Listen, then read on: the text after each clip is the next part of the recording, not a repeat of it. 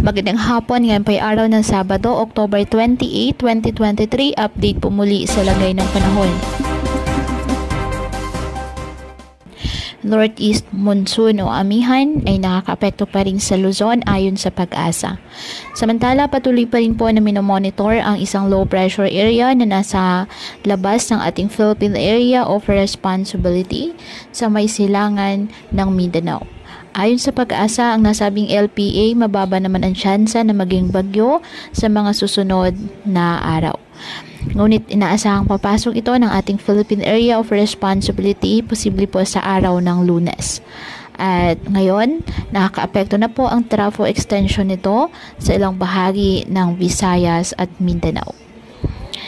Ngayong araw, dahil po sa Northeast Monsoon, asahan ng maulap na kalangitan na may mga pag-ulan sa Quezon at Bicol region.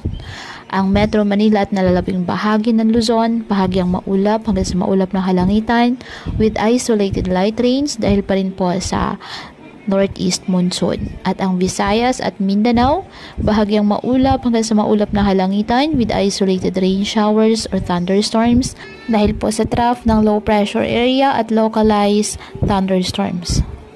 Kaya patuloy po na pinag-iingat ang ating mga kababayan sa banta po ng mga pagbaha or landslide, lalo na kapag may malalakas na ulan, at ugaliin po na magdala palagi ng payong o kahit anong panangga sa ulan kapag lalabas ng ating mga tahanan. At yan po muna ang update sa lagay ng panahon ngayong araw. Muli patuloy po tayo na mag-ingat at palaging tandaan, God loves you. Stay safe and God bless.